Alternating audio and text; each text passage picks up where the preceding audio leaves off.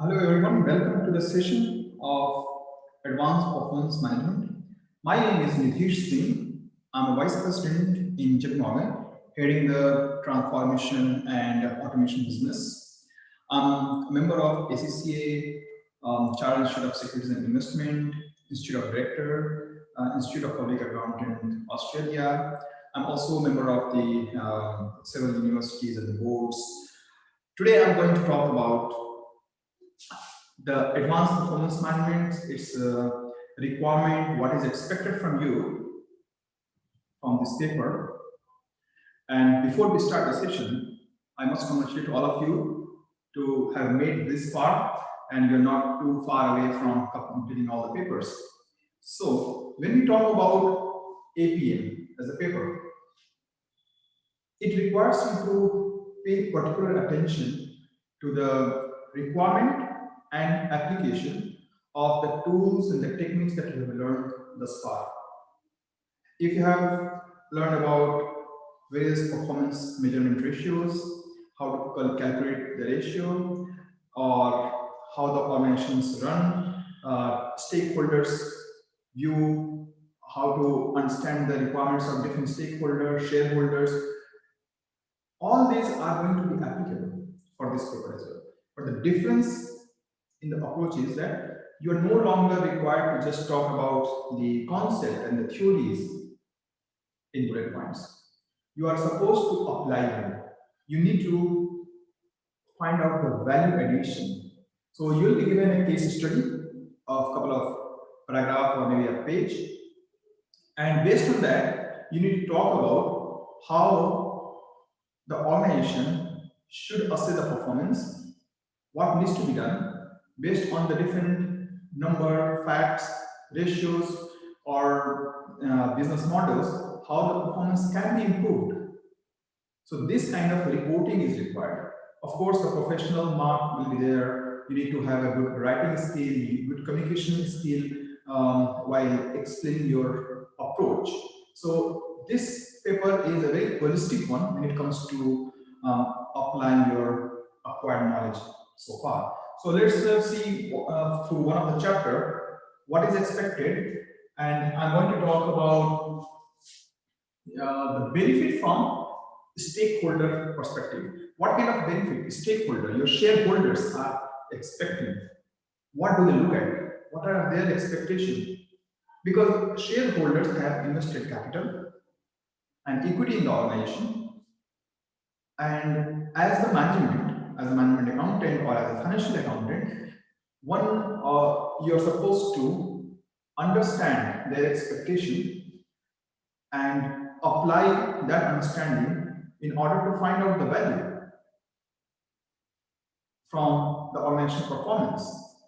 You need to understand whether the shareholders are looking for capital appreciation or the dividend, or given the market, what is more important? Do you need to maintain the cash or you need to focus on the profitability? So these aspects are important, and in this chapter we are going to know what shareholders are looking for. So we can skip the exam requirements and let's start from the first paragraph of the chapter, the private sector shareholders benefit. First of all, shareholders are part of stakeholders, right? Because there are multiple types of stakeholder. As an employee or as a public, you are the stakeholder of your organization, your employer, right? But the shareholders are the ones who have made the investment in the company. Okay. So from that perspective, there is a case study. It's a great one because it has asked us to focus on various aspects of the organization. For example, the strategic report extracted below are adapted from the published account of a UK company listed on the stock exchange. As you are reading through the case study, think which aspect of performance it is highlighting and also what insight the report gives for the company's priority. So our strategy is to build our position as one of the leading printer of magazines, brochure, etc., offering a complete service of the customer from pre-place and printing to finishing the dispatch. We'll even focus on making acquisition to assist in achieving goal as well as developing our existing business. So quite relevantly, the organization has focused on the growth strategy.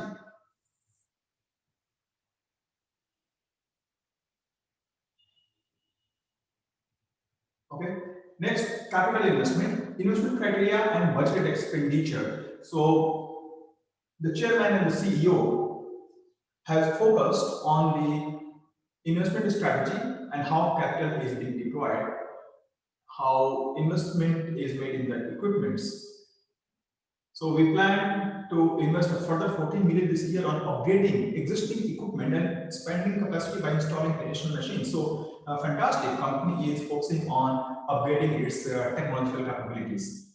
Okay, funding structure. So just to quickly run through this, closing level of debt is to 26.7. Out of that, 23.2 is at fixed rate, ranging from somewhere 5.9 to 8.1. So company is focusing on the operating gearing and want to maintain the optimal level of debt and equity between 50 to 70. Excellent. Interest cover. So company has increased gearing to 56%, but still the sufficient coverage for interest. So EBITDA, earning before interest, is high enough to cover the interest. So group has progressive dividend policy. Dividend is also very suitable for the shareholder. So far what we have learned, strategy is focused for shareholders, overall business strategy. Capital investment, so the company's investment is very judicious. Funding structure is mindful of a couple of important criteria, and that is gearing ratio, which is supposed to be between 50 to 70, and the company is within that range. Interest cover has reduced from 14 times to 10.3 times, though it is low, but it's still healthy enough. Okay. Gearing has increased, gearing ratio to 56%, but still it is within the range.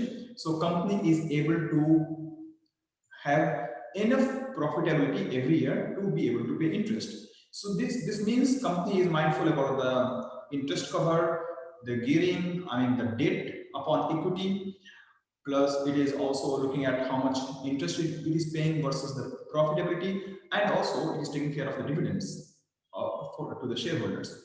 So far, so good. Key performance indicators and benchmark of performance.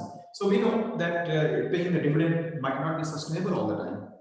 If you just pay the dividend and continue to do that, it's not going to be always a good news, because ultimately the dividend has to come from the cash, and the cash cannot just continue if we are not making a profit. We cannot just borrow from bank and pay to dividend, pay to shareholders. So the performance of the company should be good enough. So here,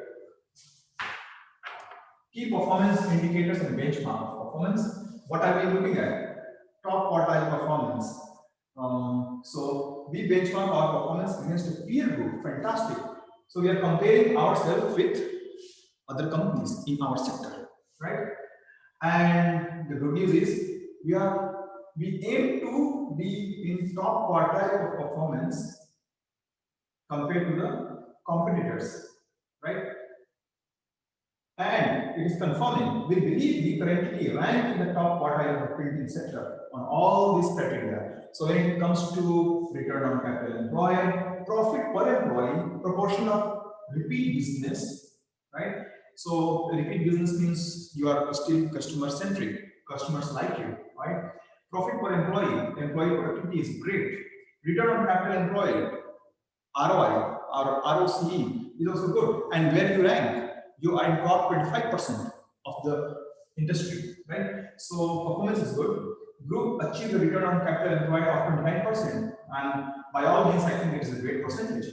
So if you invest $100, you are getting $129 back, or actually you are appreciating to 129. So that's a good percentage again. In the long term, our objective is to steadily rise in return on capital. And finally, risk measures are also looking decent. Sterling continues to increase in value, and overseas company will become even more competitive on the non-magazine work. So since it is in a printing business, it is focusing on new market. So diversification, market expansion, and looking at how to expand its presence in the industry. While we expect a very modest growth in the economy, all right, look like that economy is not going to boom too much in the future. But if economic activity contracts, there will be a resultant decline in demand for our services. We expect there could be some decline in the demand of our services if there is any recessionary activities or any recession. Trading prospect. The current year are dependent on price achieved and volume of work. So we are still positive and optimistic that the work demand will continue to grow this year because of the increased capacity that we have in the new plant, right? So we are expanding, we are investing more, we are making capital investment into the capability building so that we can continue to increase our shareholder stake in the market. Right? So ultimately, all these are going to benefit shareholders. So the company has greatly analyzed the future market, risk and sensitivity. Why future prospect is important? Because the shareholders are going to get the dividend based on the past performance, right? So why the future performance is important? That is because all the ratios, be it ROCE, ROI, net profit margin, etc., they beautifully talk about the past performance. But how about the future prospect of the organization? If we don't talk about the trading prospect here, we are going to miss that picture. The past can be great, but how about the future? So trading prospect is important from that perspective. Risk and sensitivity. Again, it is important to talk about this because the organization might be doing quite well, but might be missing the forthcoming risks. Key performance indicators, these are the basic and repetitive things. These are essential, non-negotiable. Any shareholder will like to know how we are maintaining the profitability, net profit margin, percentage growth of revenue, etc. Then comes the funding, the debt, capital investment. So this way we can see the company has quite well focused on the shareholder benefits. And this is a great example to keep in mind while we make the progress to learn some of the tools and techniques, how to understand, analyze the shareholders' perspective and how to address any concern on the shareholders' benefit as well. Okay, so here we'll look into some of the numbers, and that will help us to know what are the priority and the focus area for shareholders when it comes to their benefits. Okay. So first of all, why are shareholders important? Fundamental question. If you remember from earlier papers and even in this APM, there is a shareholder mapping or shareholder index which talk about the stakeholders' importance. So some stakeholders, there are two types of stakeholders. One are low in power, and the second one is high in power. And then some have low interest, and others have high interest. Right? High interest means they are highly concerned or they are highly interested in the business of yours or of the company. So in that respect, if a shareholder is quite powerful and also very, very interested in your business, then you must pay more attention to them. But some shareholder could be just, okay, they are not intensely interested in your business, but they have high power. So you just need to keep them posted. You just send an FII that, okay, everything is going good, but if there's an issue, you explain that issue and how you're going to address that. Right? But they are not going to be day-to-day involved in your business. But those who are highly involved and highly powerful for your business, for example, say your client and customers, they are very powerful for your business, right? Often even more than shareholders. And they're also very much interested. So you need to pay most of the attention to them. And on the same time, shareholders, they have invested in the company and they have the power to replace the board or any the management. So you also ensure that they are happy and they are getting their benefit on time. And they also are able to generate the financial gain while staying invested in your organization or in the company. So eventually, shareholders have a very, very important role if we look at any stakeholder mapping. So shareholders have high power and high interest in the organization. Okay. Hence, they are important. What is the focus of management? So as a management accountant or a financial accountant, you are going to be part of the management team. What is your objective? Of course, you have multiple objectives like taking care of the business, client, employee, regulations, etc. But one of the critical objective remains to maximize the wealth of the shareholder. And why it is important? Because traditionally, and it continues to be, there has been some conflict between the management interest and shareholder interest. This is also called agency. This is also explained by the agency theory. Agency theory says that interest, objective, and goal, and motivation of the management team, which is running the show, which is running the business on day-to-day basis, are different from the shareholders. Shareholders think that management is there to take care of their interest, but often management who are typically managing director, COO, CEO, they might have a different focus altogether. For example, shareholder wants the management to generate great performance, great return on their capital, but the COO might be thinking that, okay, how I can become the next CEO? Or how can I expand my team? So far, I'm just managing in India. What if I can get the hold of entire Asia Pacific business? Or how I can expand my team from 100 to 1000? Or how can I start a project? I can start leading automation or artificial intelligence project for my entire company. Or the CEO might think that, okay, if I'm generating only 15% return, I'm not going to get bonus. But if I generate 25% return, my bonus this year is going to be great. And maybe even next year it is going to be great. Maybe 2-3 years down the line, the company will start making loss or will bear too much of risk. But who cares? I'm going to make good bonus for next 2 years if I go for this project.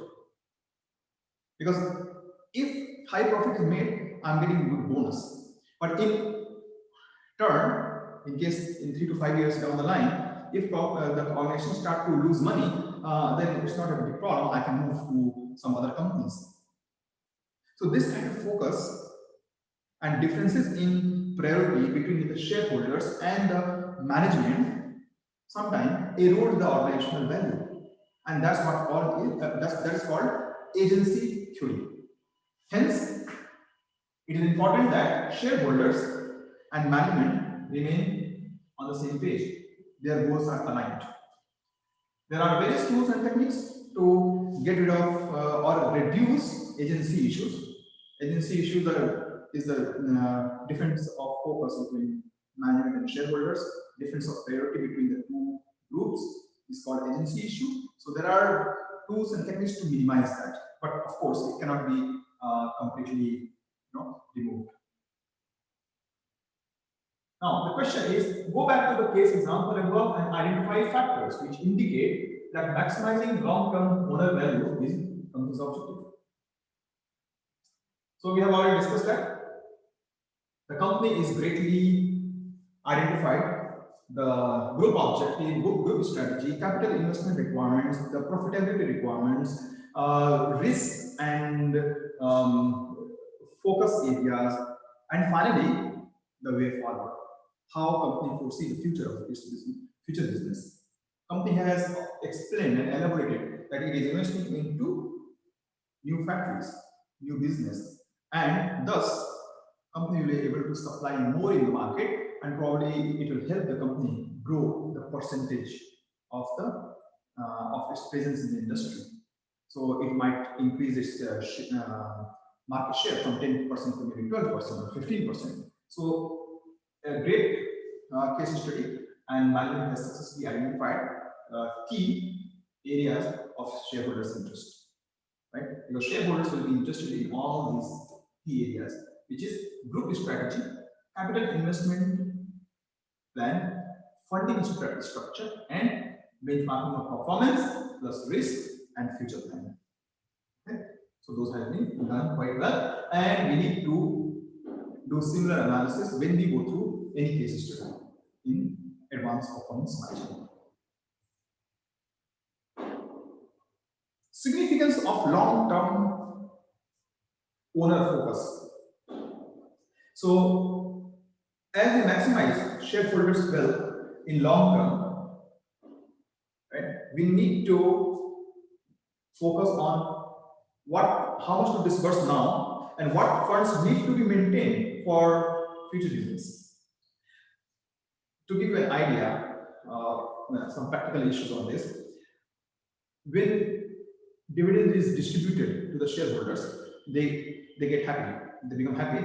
But if the next year you don't distribute the same amount of dividend, then it signals that something is wrong in the organization. On the same time, if you get a project, you need to invest into that project, but you can't deduct the dividends from the shareholders distribute to the shareholders, because if you reduce the dividend to the shareholders, basically it will give a negative signal to the market, and there can be sale of the shares in the market, right? So often CEO and the board struggles through such dilemma, how to and how much distribute to shareholders every year.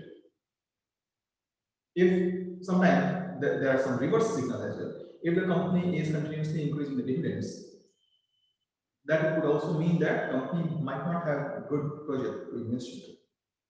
So CEO and management have to be very, very vigilant about how much dividend is being distributed.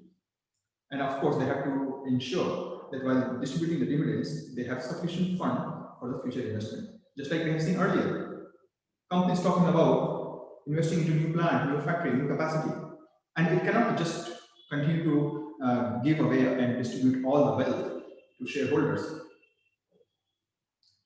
Though they are the owners of the business, but on the same time, they also have given the CEO and the CEO, the management, the power to make the right decisions, so that their wealth continues to grow, so that the price of the share continues to grow, right? So they have to, management has to take very judicious decisions. So what the shareholders require as a return is used to judge the validity of investment projects. This means if we need to invest into a particular project, we need to also pay attention to how much money is required to pay to shareholders. We can't deduct all the money from dividend. We can't cancel the dividend distribution this year because we have got a good artificial intelligence project this year, right? We have to make a balance. We have to strike a balance. So these are some of the considerations for the long-term owner focus. What are shareholders interested in? What are the focus of the shareholders when it comes to numbers or financial data? So just to give you another idea, there are 4 or 5 types of ratios which is popular in the investment and financial market. And what are they? It starts with activity ratios, like your inventory turnover, etc. Then comes liquidity ratio. We have seen earlier.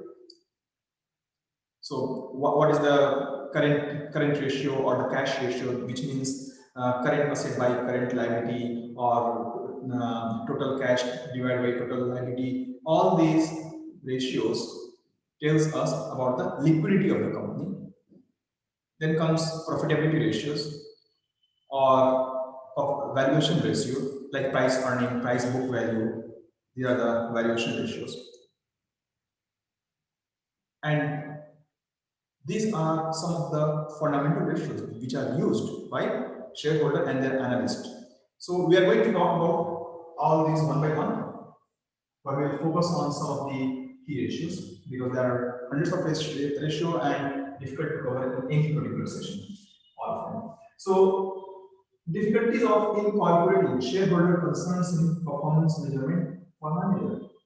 Okay, what are these difficulties? Why can't we include all such nuances or shareholders' concerns? Okay, and the reasons are accounting focus, because shareholders, as I said earlier, are interested in the future returns, not just in the historical data. And accounting or audit provides, at its best, a glimpse into the past, not much of the focus. Okay. So accounting data itself is kind of very past looking, not future looking. Okay. Now, shareholders have a different assessment of risk to managers, because managers, as I said earlier, worry for their career, their bonus, their performance, their promotions, but the shareholders are concerned about their wealth and the return. Okay, so at operating level, it is not easy to identify how exactly the business is doing if we compare with other businesses, because ultimately shareholders do not have all the information to compare their invested company with other ones. In those cases, what becomes important is that shareholders will look at some of the ratios. They will look at standard ratios and compare that with industry's benchmark. Now, let me tell you one way I look at the investment, or when I decide to invest in any stock or a share. What do I do? First, I look at the last 2 years trend. Then I look at the price earning ratio, price book ratio, right? And compare that if this company has, say, price earning ratio of 10, other competitors and the players in the same industry, what is their bracket? If the prospect company I'm looking at has 10 as a price earning ratio, what is the range for the competitors or the entire industry? Is that between 8 to 12, or is that 7 to 8? If the competitors mostly have price earning ratio of 5 to 8, suppose, and the company I'm looking at has the 10, that means the company I'm looking at has higher price earning than average. And why higher price earning may be a matter of concern? Because the price might have been inflated for this company I'm looking at. This company might have been might have become a bubble. Too much price and low earning. That's why price ratio is high. Price earning ratio is high because the price is too high and earning is too low. And it's not a good sign. So similarly, any shareholders will look at the ratios and will compare and will interpret accordingly. Because maybe it does not give the full picture, but they can't understand the full detail anyway of the entire organization. They are not in the management. They do not run the business day to day. So they will look at some standard metrics. And the ratio that we are going to talk about and we are talking about here, these are the best metrics to give a glimpse of how the company is performing. Right?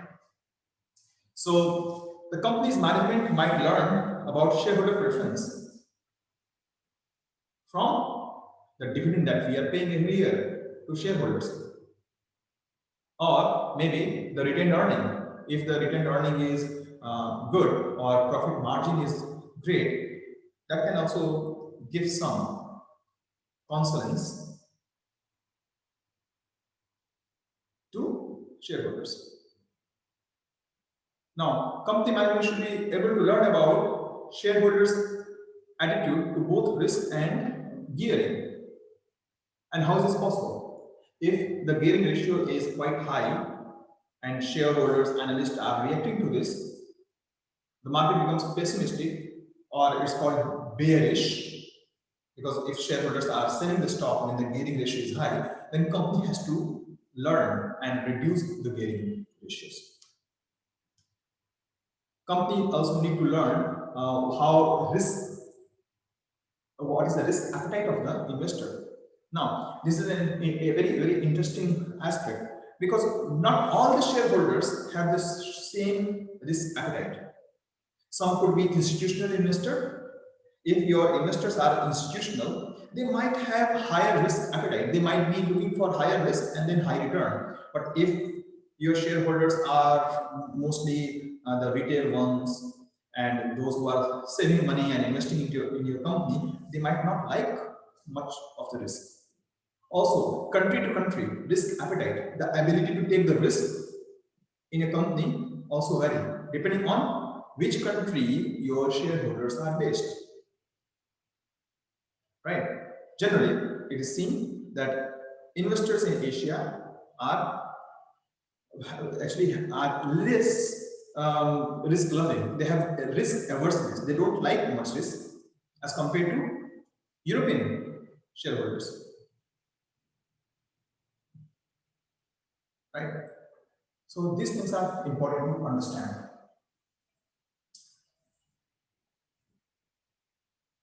Alignment of shareholders and managerial board. We have talked at great length about issue of resolving the differing interest of principals. What principals? Shareholders. And agents. Who are agents? Management. The managing director, the CEO, the COO, the CFO. These are agents. Since their agenda, their goal, their objectives are different, this is called agency issue. And this is explained by agency theory here. Okay? Importance of agency theory is that it highlights the divorce, the divergence, or split objective between the management and the shareholder. Now, there is a way also to assess the return to the shareholders. Apart from all the net profit margin and ROC, ROI, there is another great tool to assess the investor return, and that actually is called economic value added, EVA. We'll learn about this in more detail later on, but I can just tell you the formula for this.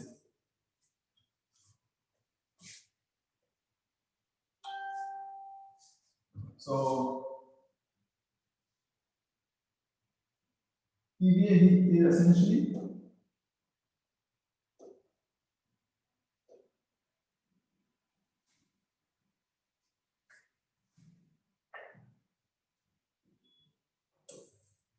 EVA is equal to NOPAT minus capital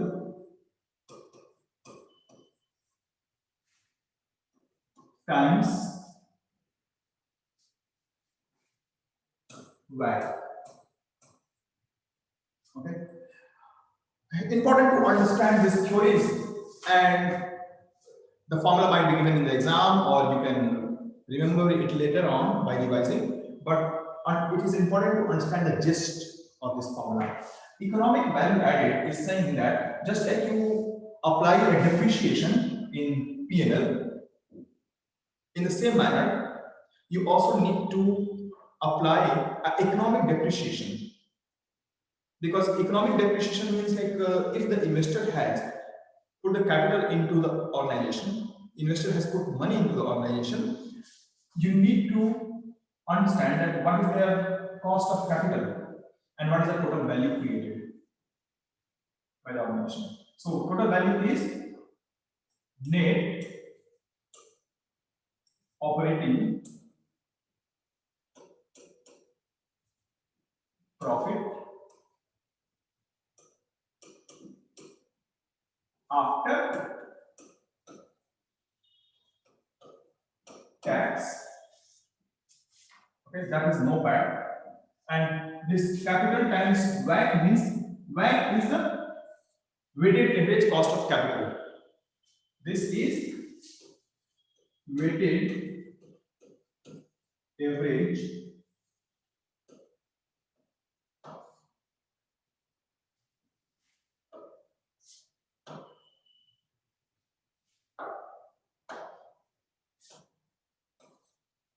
cost of capital.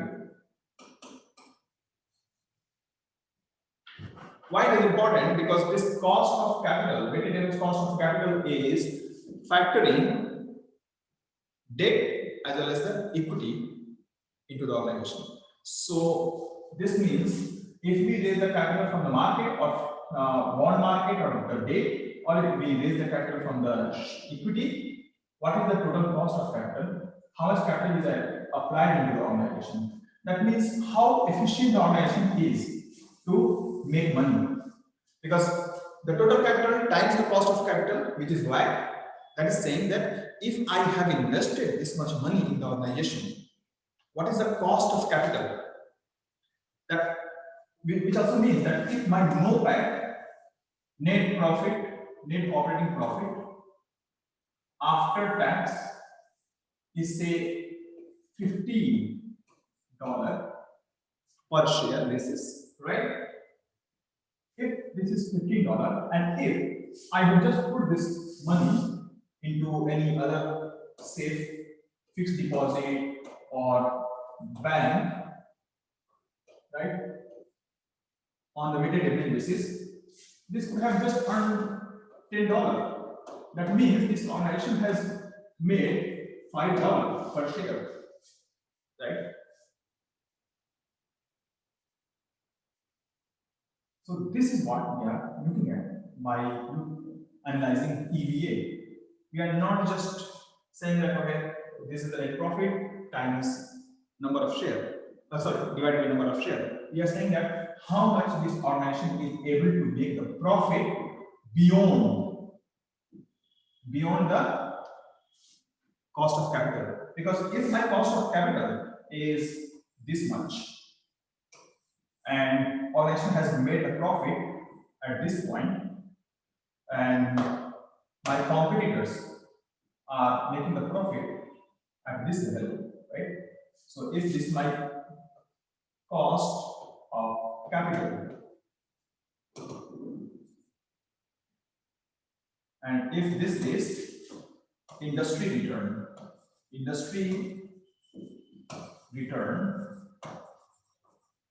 and if this is organizational return, I mean NOPAT, okay? If this is the NOPAT, this graph, that means we have really exceeded the performance, required performance, because my cost of capital is only this many dollar. In this example, $10. I have made $15, so I am making a good return to my shareholders, right? So that's why measures like EVA is very, very important.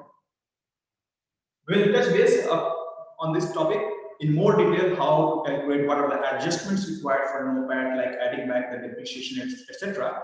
Because we need to only use economic depreciation, not the accounting depreciation. So we'll add back depreciation, etc. But here we just need to know the fundamentals of the EVA and how it is used in the analysis for business. Now we're back to EVA. So implication of agency theory is that there has to be a balance of reward and remuneration versus the performance of the management. So after the discussion on agency theory, scholars actually agreed that if we align management's performance to the long-term value creation of the organization, probably there won't be much agency issues, because management is trying to look at the short-term performance in order to get more incentive for themselves, maybe their promotion, expansion of the business, or their higher amount of bonus, etc. And hence they might be taking too much of risk or maybe too low of risk. How to align the interest of the shareholders as well as the management? So different theorists came up with the different solutions, and it is just like this. When you have a 12 years old child going to school or studying, they think, oh, why we are bound to study so much, right? There are loads of distraction. There are Facebook, YouTube, there are video games, there are great many things to pay attention. Why I'm being forced to read all these books, right? So this is like maybe the management approach, that we don't like to read all this textbook every day. But the parents, like a shareholder, might be thinking that, oh, my child or must be studying well and they need to go to school on time and study well. So this is like two different objectives and two different focus. How to align them? That was a typical issue between the management and the shareholders in the past, and it still continues. And that's why management theorists came up with some tools, techniques, art, suggestions how to resolve this issue. Now, let's look at what was the suggestion. The suggestion was to reduce at the senior level, at least, not for the team leader, supervisor, or the factory worker. At the senior level, the management should be paid for the long-term performance of the organization, and hence their performance, their salary and compensation should not be a fixed high amount. It should be a very, very kind of average fixed salary, but high amount of bonus and performance-based incentive, so that management is attracted to long-term profitability. So if management return is aligned to long-term sustainability, long-term return, long-term performance of the organization, then shareholders and management both will be aligned in terms of their goal. Both will have the same objective. In order to do this, it was suggested that management, senior executives should be offered share options. You see here, share options, right? Which can align the performance. Now, management will not be only thinking about next year or year later. They will not be only just thinking about their immediate bonus or expansion of the team. They will be thinking for adding long-term value. They will not be looking at their watch, 9 to 5, right? They will talk about adding value. They will motivate their staff and team. They will work from home. They will do everything possible to make the organization great. Okay, what happens?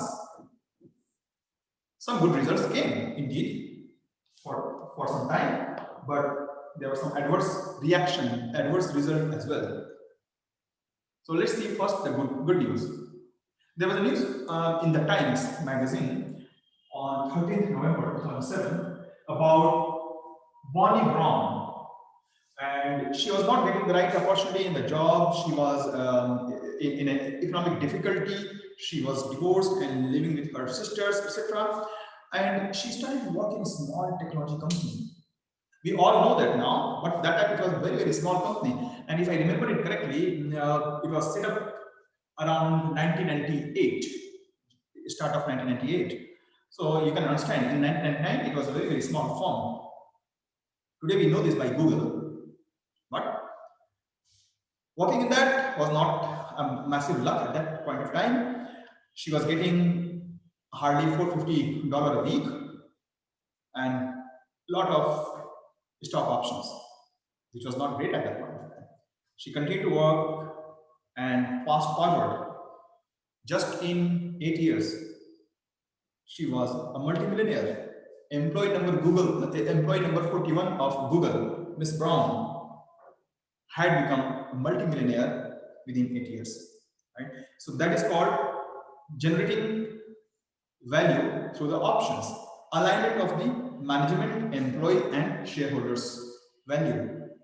So to a great extent, agency issue was kind of mitigated, not fully resolved. Subsequently, what happened is, we all know and remember dot-com issue, dot-com and bubbles between or around 1999 to 2000.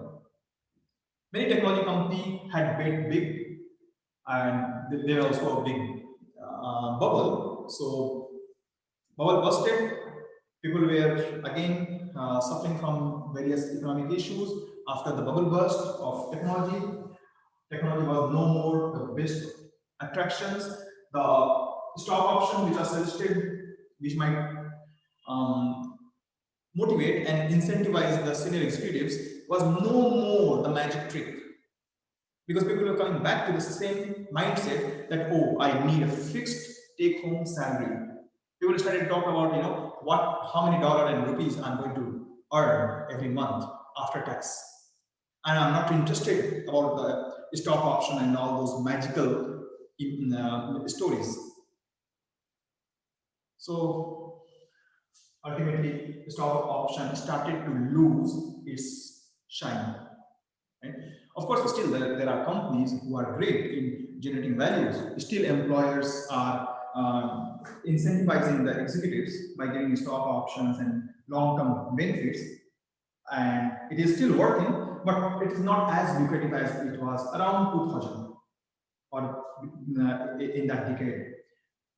Still, many senior executives are rewarded by stock options, and I personally have worked in a couple of firms where stock options have done magics to the staff, but often it might not be also giving great or maybe right type of motivation. I know the founders of Infosys, they had given great few stock option to their staff or even their house worker.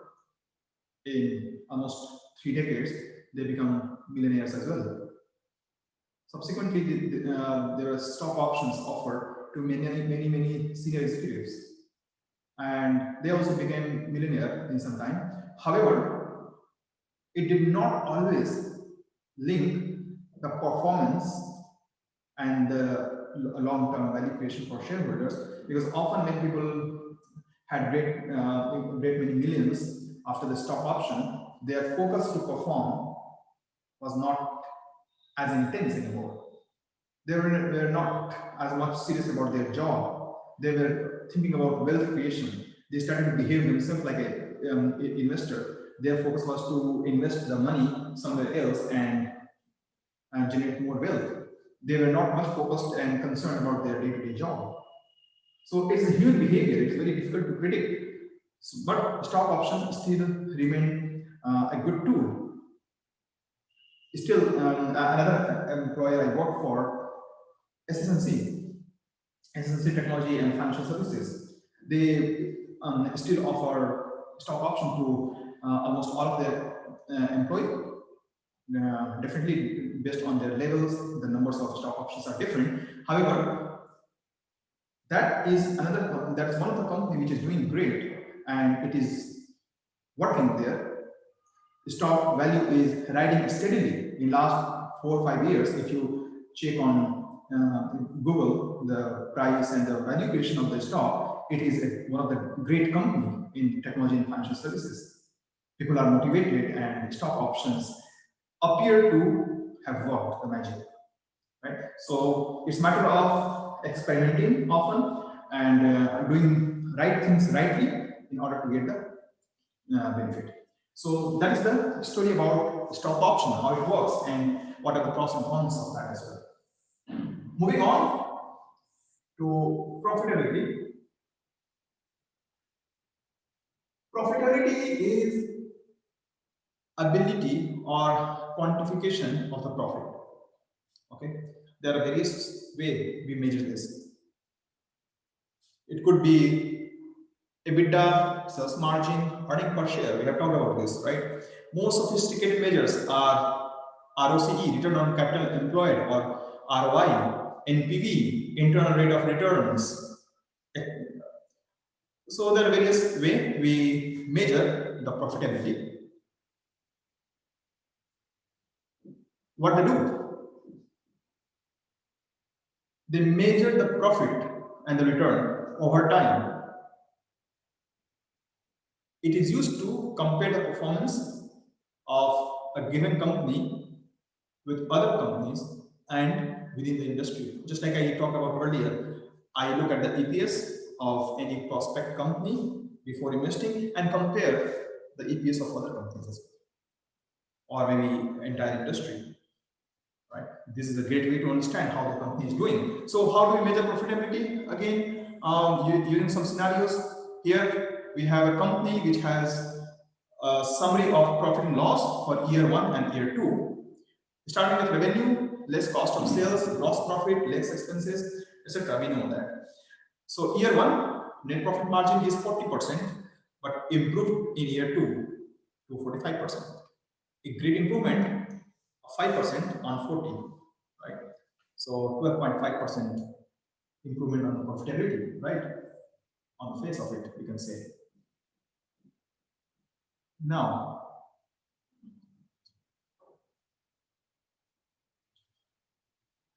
increased profit margin must be good because of this indicates a wider gap between selling price and cost of sales. Okay. Now we are going into the details of how percentage of the profits are moving between year 1 and year 2. So cost of sales was 60% in year 1 versus year 2 improved 55%. Gross profit.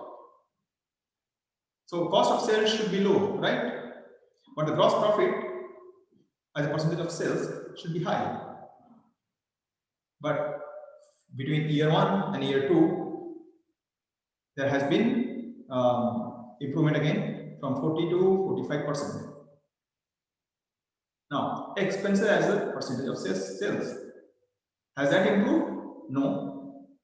It has moved up 30% to 35%. Net profit as a percentage of sales is the same.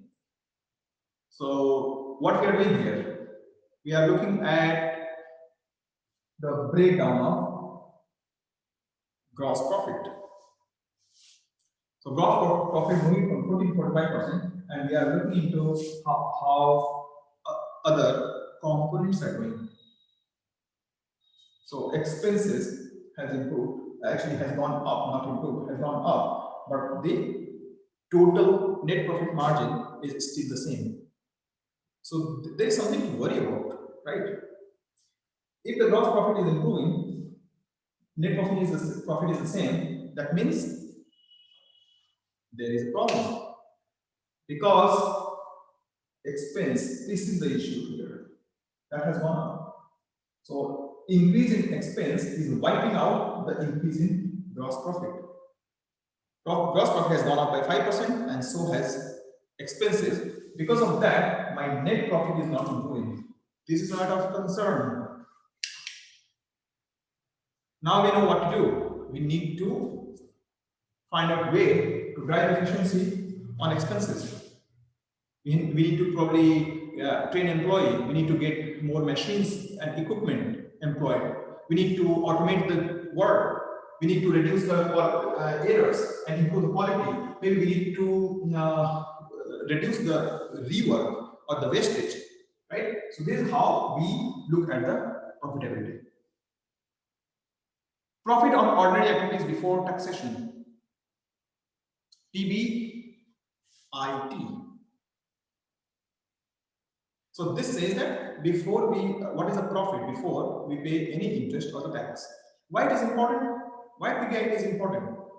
Because tax, we know the tax is not something to do with our performance, right? We can't do much on the tax. Government has decided corporation tax, we got to pay this, right? But then why? How about interest? Why we need to calculate the return before interest? because the perspective is that interest is still the cost of capital. We return the interest to the borrowers. So if this was all the capital of the equity holders or of the firm, how much profit we are making? If we need to understand that, if there was no borrowing from the bank or the debt holder, how much profit the firm is making? So we have to look at PBIT, profit before interest and tax, right? Next one, profit margins.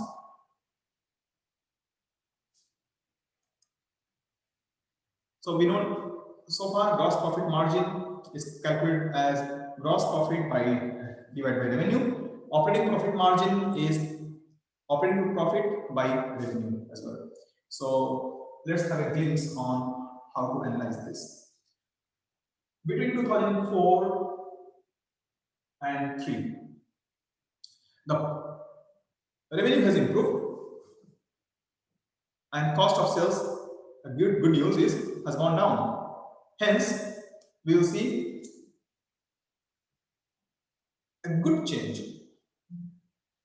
5345 to 5638, a change in the gross profit. What happens to R&D, research and development? That has also gone down. The selling, general and other expenses has gone down. Okay, and impairment of goodwill. That's an accounting issue where there could have been some impairment on the goodwill that has caused some spike in the expenses. However, the other income and expenses have also gone down quite drastically from 536 to 132. As a result, the operating profit overall has gone down from 519 to 170. What is the root cause? The root cause is impairment of goodwill. Because if you see, all other metrics has improved. Revenue doing good, cost of sales down, research, development, selling, all other expenses are also down. The impairment of goodwill, which is 1209, has caused a massive reduction in the operating profit. If it was not there, we would have made a massive increase in the profit or operating profit, in fact, right? So there are some percentage-wise analysis here between the 2003 and 2004. Gross profit in 4 had risen to 44.3% compared to 42.1 in 2003. But by contrast, operating profit fell, and we know the reasons, right? So this is how we need to analyze. South African Energy and Chemical Company for the year ended 30th June. Let's look at this number. Oh, revenue is down.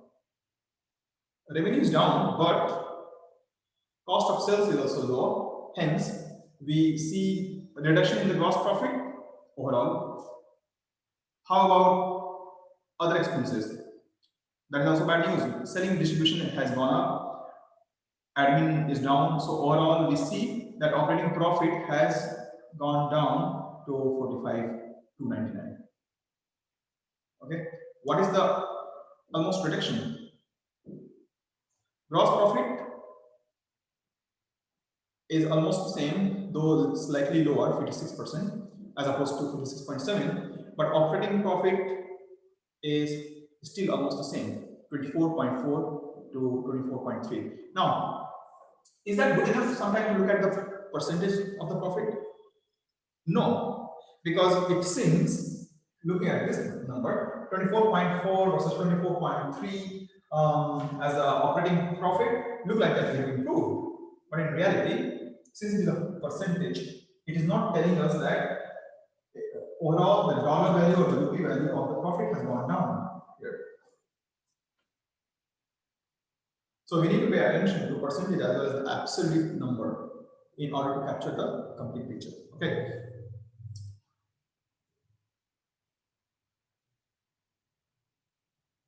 Lessons to be learned. Profit margin as a performance measure is not a good measure because, yeah, it is just talking about the percentage, relative percentage. What do we know from percentage? Because even though our dollar value is going down, looks like that operating profit has improved. So this is deceptive, this is misleading, right? Gross profit margin is influenced by the level of direct cost and the selling price. So all the component we need to also be vigilant, which component is going up or down year on year. And whatever is disimproving or getting worse, we need to focus on that. And there could be some question that which component is getting worse, which is improving, right? Maybe we need to come up with some suggestion how to improve the ratio, right? We need to talk about the trends in the margins, because trend can tell us much more than just a percentage. And trend means a comparative study or maybe a graph or a line, right? So in 3 years, are we getting better in the operating profit or in the net profit? Or are we getting better in managing the expense? Are we getting more revenue? What is the trend? So trend analysis is important. Then comparisons. I'm a big fan of comparisons, right? So not only I compare the EPS, I also compare the P&L side of different companies and see that which one is improving its revenue. Or if the revenue is improving, are they also improving on reducing expenses? Are net profit also improving, or just the revenue is improving? Because sometimes it happens that revenue is going up, but your expense is also going up, and finally you're not improving, you're not getting more net profit, right? So net profit margin, right? The bottom line should also go up when your revenue is going up. It should not be that revenue is up and expense is also increasing at a faster pace, and sometimes net profit even goes down despite the revenue or sales increasing, right? Those kind of trends and comparison and study analysis is required for advanced performance management.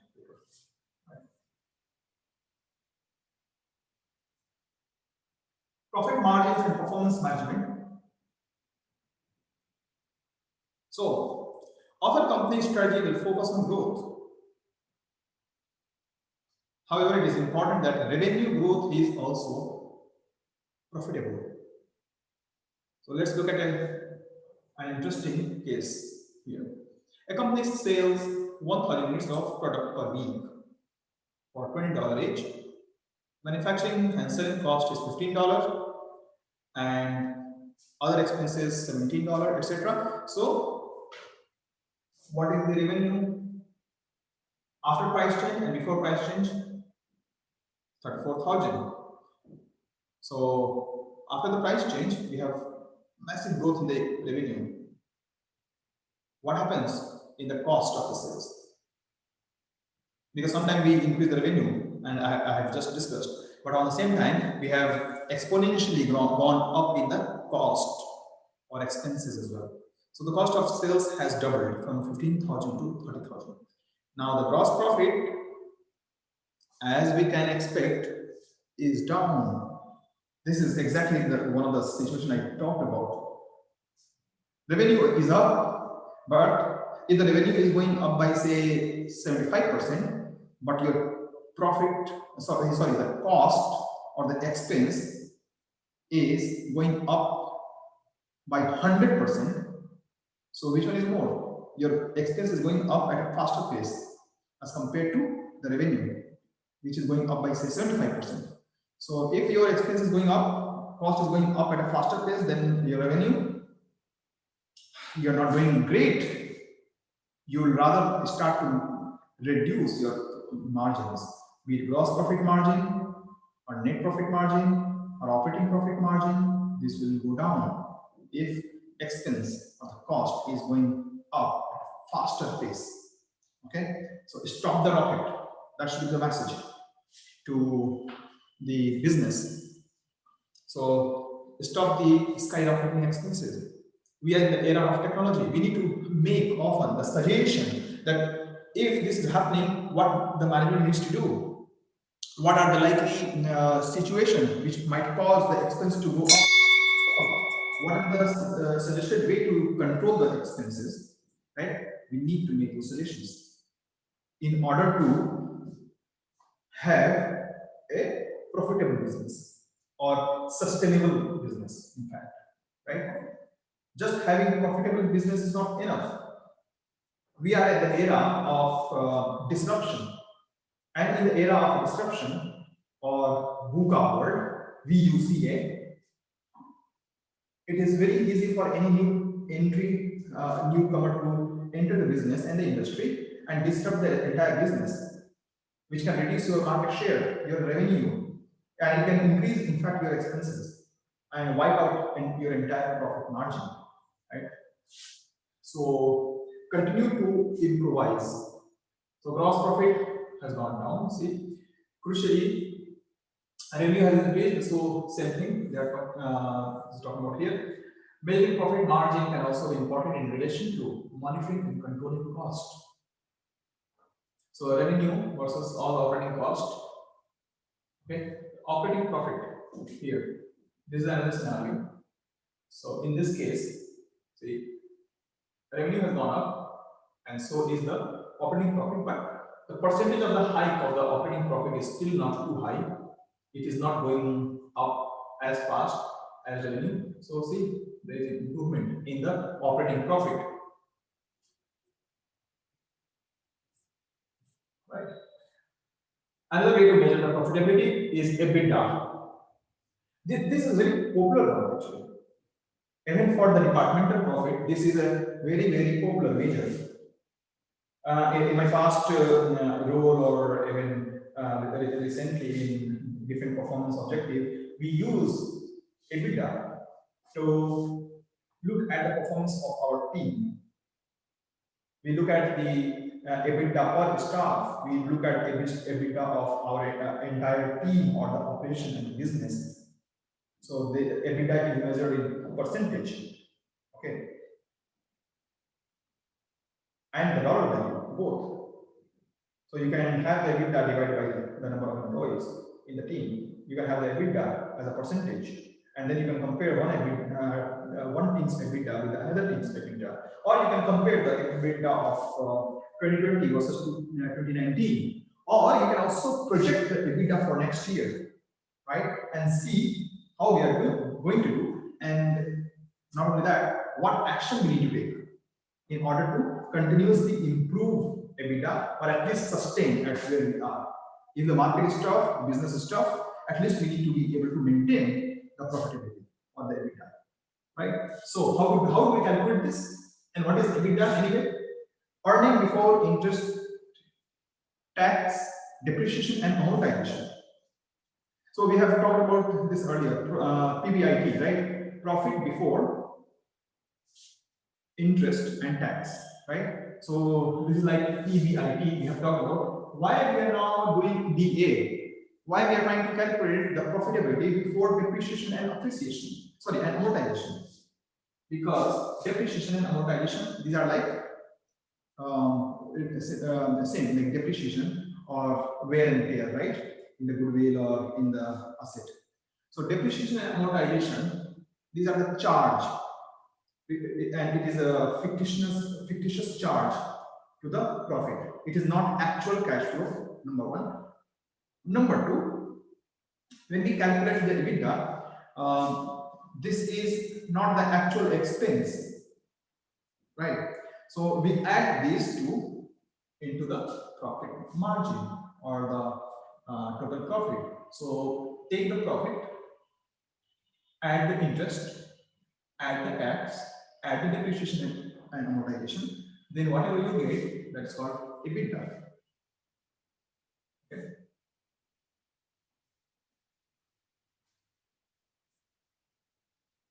And this is a good proxy for the cash flow, because what happens is, because of the depreciation and amortization, which is a fictitious charge to the business as an expense, we sometimes get the negative profit.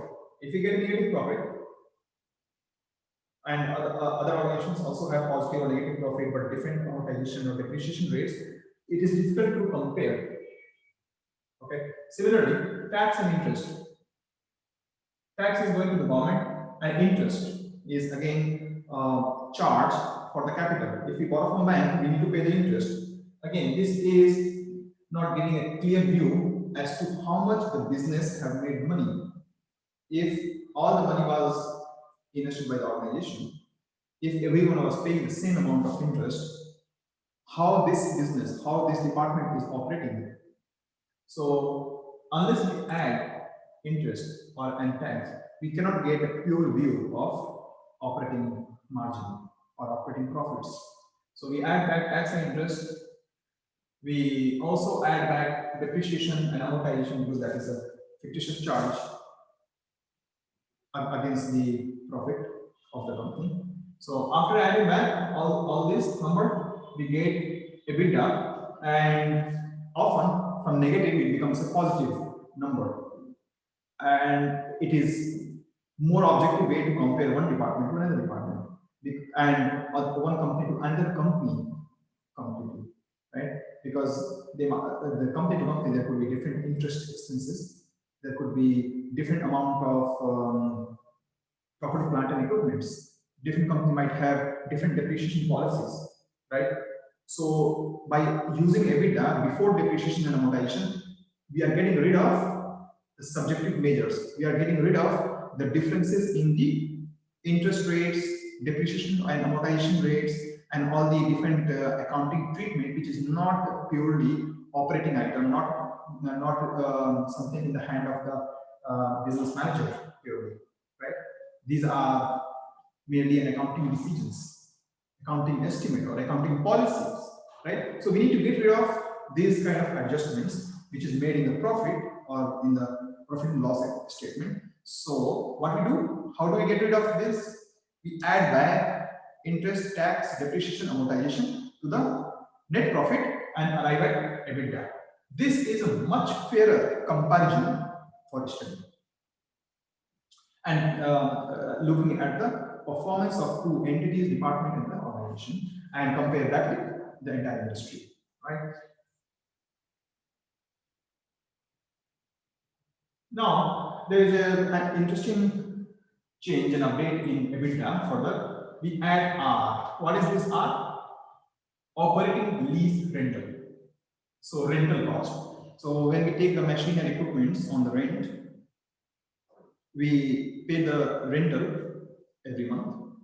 So those charges are also added back, because that is also telling that if equipments in different organizations are hired versus owned, these decisions, like lease decisions, sometimes can distort the performance of the two teams or the two organizations.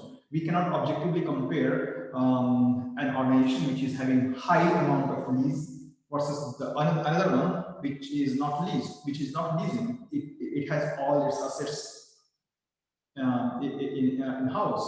It has bought all the assets, so it's not leasing anything, right? So in that case, we need to get rid of any unfair adjustment.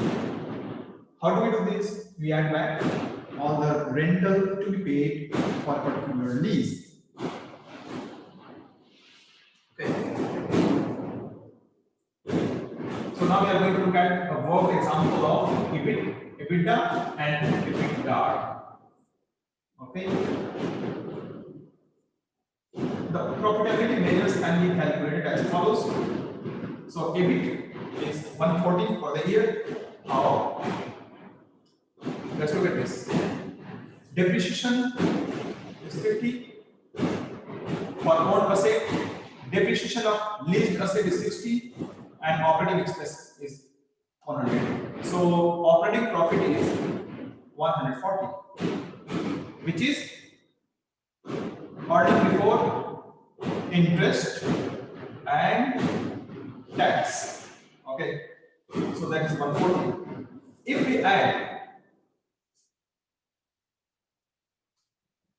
we add the depreciation of owned asset like 50 and 60 to EBIT, it will become EBITDA, right? So let's do that. 140 is my EBIT.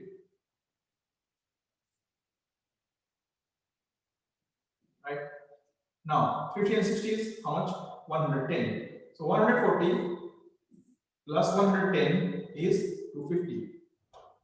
Right? So 250 is EBITDA,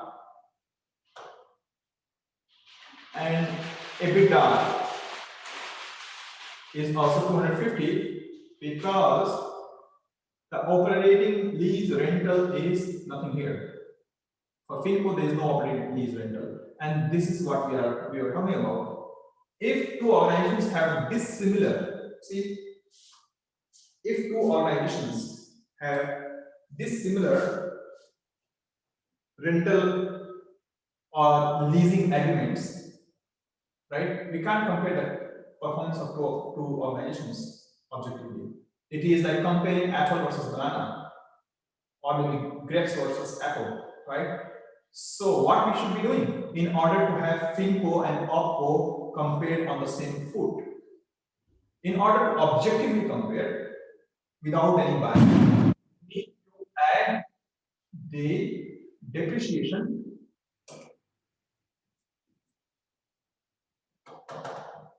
we need to add back the depreciation, because here depreciation is not there, and here we have rental, but rental is not in the FinCo. That means we need to add back depreciation, rentals, etc. to operating profit of the both company.